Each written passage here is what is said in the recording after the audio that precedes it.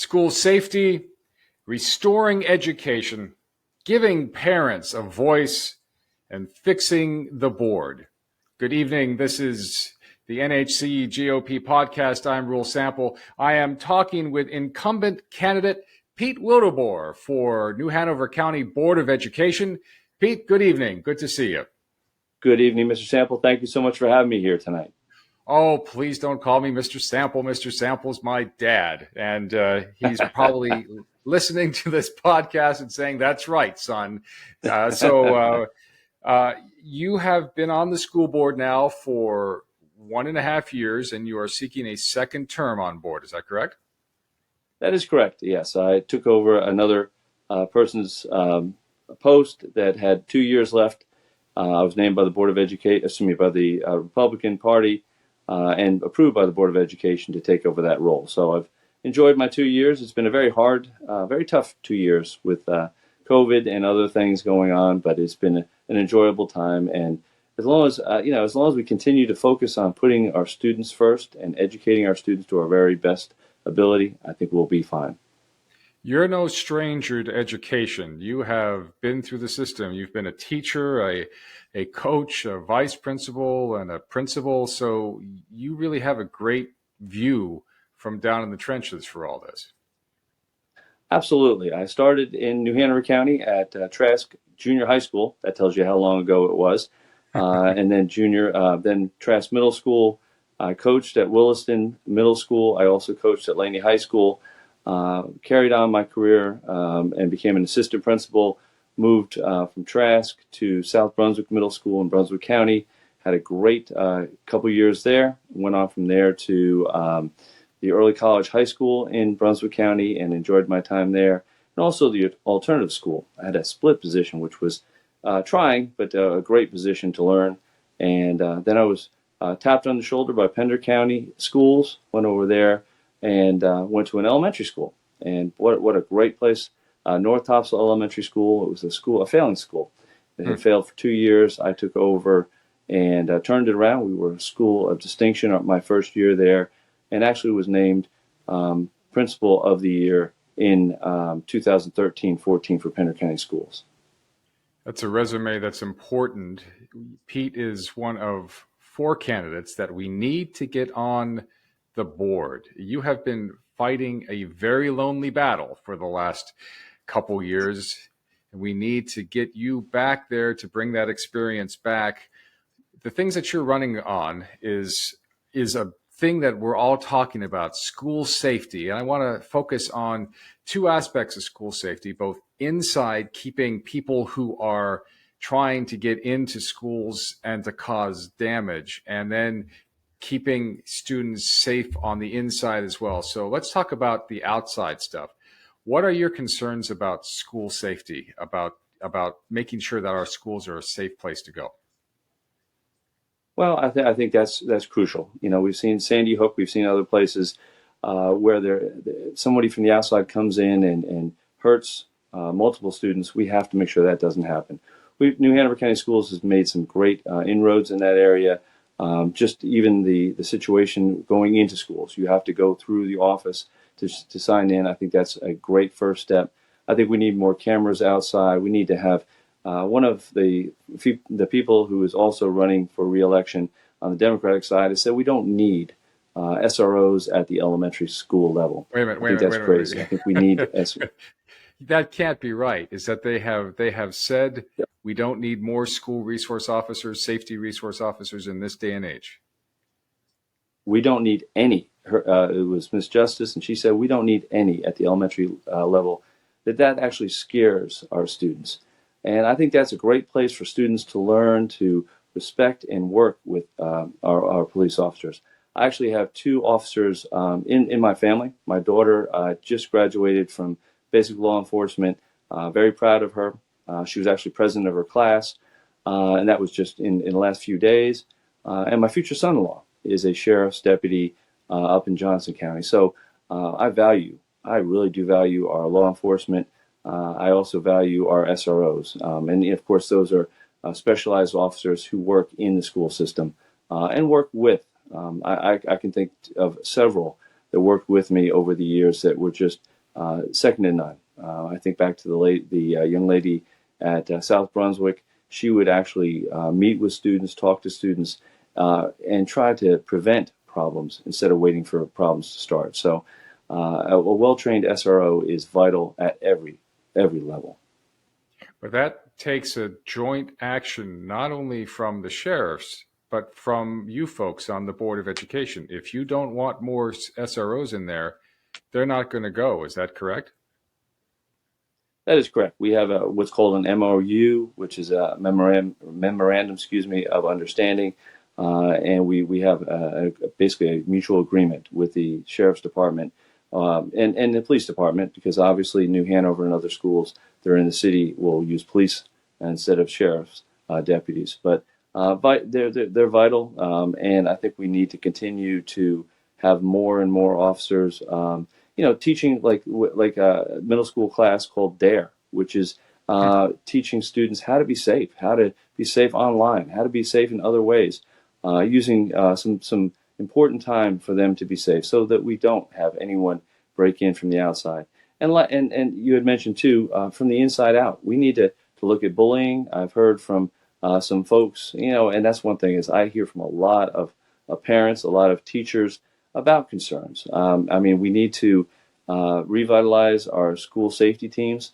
Who knows better than the principal, the teachers, and the parents, and students at the high school level especially, what are some of the safety concerns at the schools?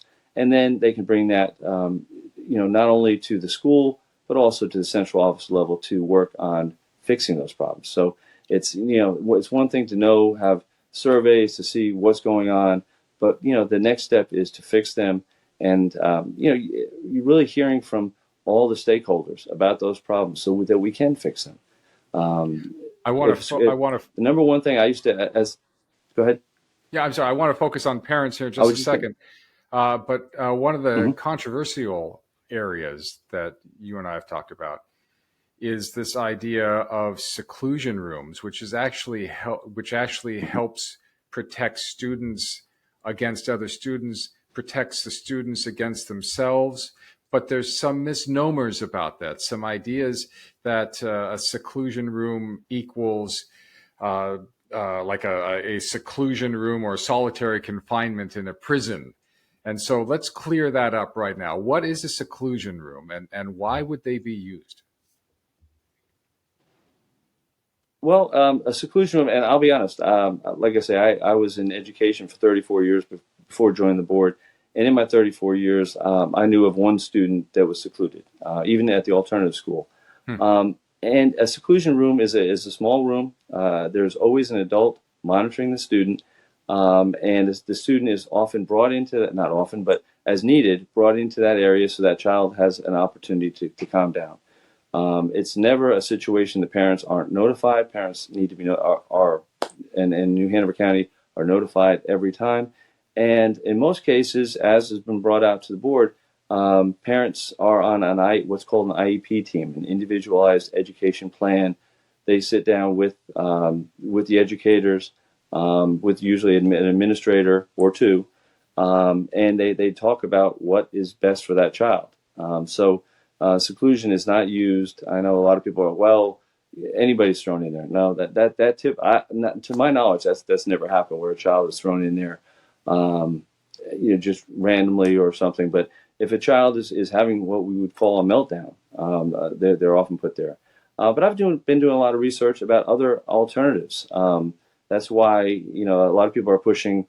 Even last night, a lot of people are pushing for end seclusion now. Let's end seclusion now. Well, if you don't have something else that will enable a child to be successful, then we don't want to end it right now. We want to get a situation that we can have an alternative where children can be safe, where children can learn. I mean, that's a big part of it. We don't, in the one situation I was mentioning, we had to clear the whole classroom on numerous occasions because the young student was having a meltdown. It was becoming violent, and we not only don't want the child to hurt himself or herself, but we don't want them to hurt anyone else, including the teacher. It's a tool among many tools that teachers and school administrators need to have in order to make sure that everybody, including the student who's having a meltdown, can succeed and be safe. Correct. And keep them safe. And that's the biggest thing. And like I say, I've looked at, I've talked to a gentleman from Maryland who has, they've ended seclusion rooms in that state of Maryland, not that state, in that school district. And they came up with some alternatives that Julie Varnum, who is our assistant superintendent in charge of student services, has been also looking into, with pads and things like that for a student, still bringing them in a room, but not necessarily a room where they're by themselves. So they would be with adults, and the adults would be able to use pads so that they wouldn't be hurt, and also the child wouldn't be hurt. So, we're looking at all the options we can. And again, number one thing is we have to keep all the students, each of the students safe. You have referred a few times to keeping parents informed, but we have seen not only in New Hanover County, but across the country, that parents are realizing that they have not been informed about a lot of things, and they have been pushed to the side over a lot of things, simply being told that you're parents, you don't know anything. How are you going to restore parental access and making sure that parents are the primary voice in education and not just a voice to be overlooked? Rule, thank you for that question. That's a great question. And it's one of the questions I can answer very easily. I've taken some great steps. As you've mentioned before, I am one of two Republicans on the Board of Education, and probably it's safe to say the only conservative Republican on the Board of Education. But I have been able to push some things through with a lot of phone calls, a lot of prayer, and some begging going on, I'll be honest. But one of those was the town hall, where we can actually sit down face to face. There seemed to be some concern from some of the other board members. Oh, we can't be, I'm never going to shy away from a conversation, no matter who it's with, because it is important. Parents' voices are extremely important to me, and I want to hear from parents. I do try to answer. I know I get every once in a while, you don't answer all your emails. Well, I don't. I try my best. I would be 24/7 on emails, but especially if it's over an important topic, I will, and I answer those. I read them all. I'll be honest. I sit up hours and hours and read all the emails, but that's only so good. And as well as the call to audience. Call to audience is okay. It's a tool, but it's not. In my thinking, it's not a very good tool because there's not the opportunity for them to hear back. So I think, and I'll be honest. I've heard people say, "Oh, you guys are all up there. You're bored." Well, no, I'm taking notes. I see who's up there. We have a policy that we ask for if there's a whole big group saying basically the same thing. If at all possible, if they could elect a chairperson or a spokesperson that would speak for the group. That would give a lot more people the opportunity to speak, which would be great. But if there's no rule that says they have to do that. But I do take notes. I do reach out to folks afterwards. I've actually talked to one gentleman who's volunteered to take, to be my runner. I need to follow up with him again. And just if there's somebody that is saying something that is really vital to me, go over and get that person's contact information so I can get back with them. But back to the town hall idea, I had that idea. I brought it forth. It got passed. I don't think it was a 7-0 vote, but it did get passed. So we have 3 opportunities during the year to sit down with folks, to hear from them. It is at the discretion of the chairperson exactly how that works, but we had a extended call audience, which I pushed back hard, and now we're at least having a town hall situation where somebody can ask a question, we can all talk back and have interaction, answer the questions, and hopefully get some resolution for folks, or an avenue. I have one gentleman that's contacted me several times from the Myrtle Grove area about some traffic issues. I can't necessarily fix those, but I can put that person in contact with somebody that can help them. So it is vital. Everybody that was on the board before has run on transparency, and I've made that comment more than once. So we're not very transparent parents. So we need to be more transparent. We need to hear from parents, but we need to not only hear from parents, we need to be able to talk with parents about concerns. But the big thing is that there is a dedication on your part and on your fellow Republicans' part to get involved with parents, not shut them out, not just at the school board level, but we are fighting for access of parents to schools, to curriculum.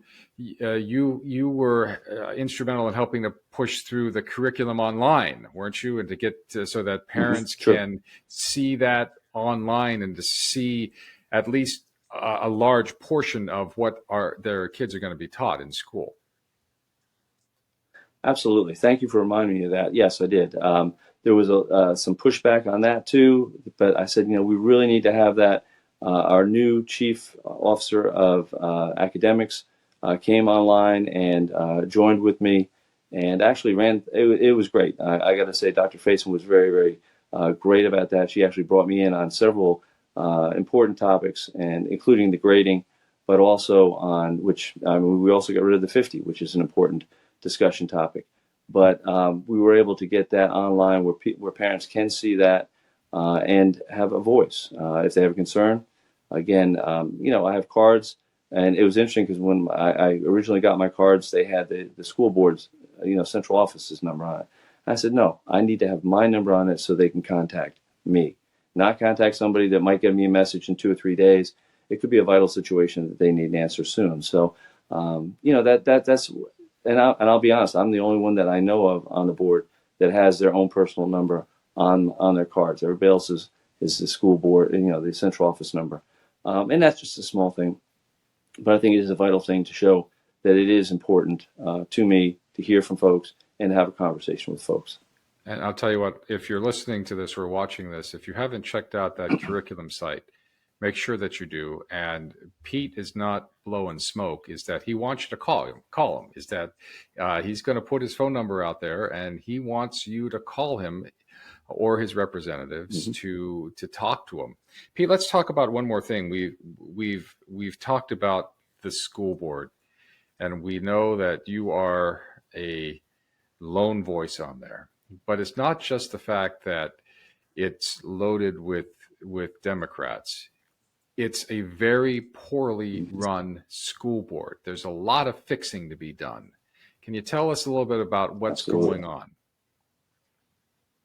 Well, I'll be honest. I've heard from multiple sources that we are the laughing stock of the state, and that unfortunately is true. I have 2 principal friends that say that they get together, they have a cold iced tea or whatever they're going to drink that night, a thing of popcorn, and they watch us. And we're not supposed to be. It'd be great if they watch us for a good reason, see what we're going to do positive for students. But unfortunately, they're watching to see all the chaos that goes on day in and day out on the Board of Education. Last night was a perfect example of that. We need to get back to a place where we can at least be civil with each other. Several of my colleagues on the board said, no, let's wait for the new board to come in. Let's let them decide this. I'm like, no, we have, I'm there to work. So let's continue to work until the elections. Then I hope to continue to work after that. But I mean, we need to set a strong base at this time. We need to continue to work to improve. We call on our schools to do that. We call on our teachers to do that. We call on our students to do that. And we as a school board need to lead that by, last night I was able to push through a refresher course in Robert's Rules of Order. We had a course last year. We did it for a month, and then it's gone away. And the bickering between board members, and as you mentioned, I'm one of the only 2 Republicans and the only conservative person. So a lot of that's between Democrats and Democrats. And that's unfortunate, and I don't think we need to be doing that. And I said that for my whole time on the Board of Education. We need to work together for the betterment of the students. We need to work to educate our students. That's our number one job, not to argue and to roll eyes and to do this kind of thing. So I was amazed yesterday, actually. There was a big discussion. There was some pushback, but we got a 7-0 vote in favor of a refresher course.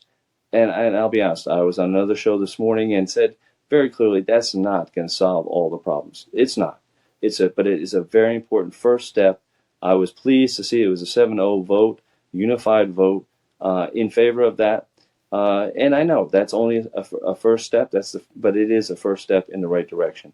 So I think we need to continue. I think we need to have strong leadership in the chair position, someone that will follow Robert's rules of order, enforce them.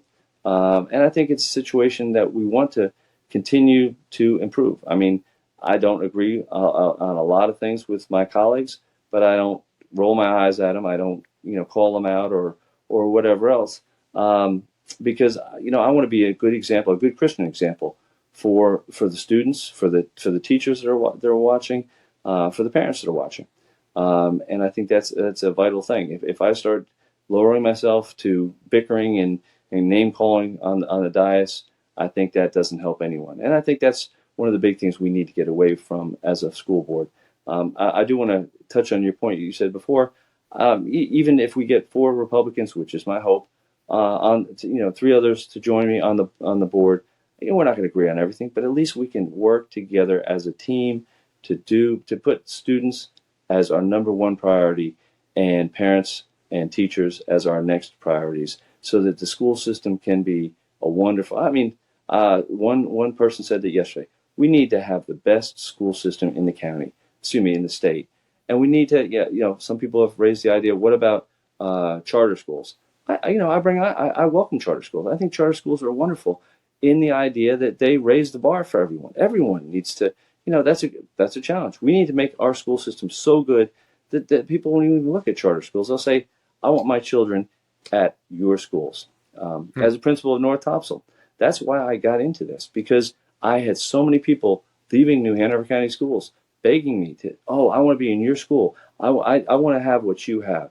Well, I want to make the whole school system like that, where people are running from other schools, from private schools, from charter schools, and just wanting to be in our schools, every single one of our schools, so that it's great. We have some great principals. We have some great teachers, teacher assistants.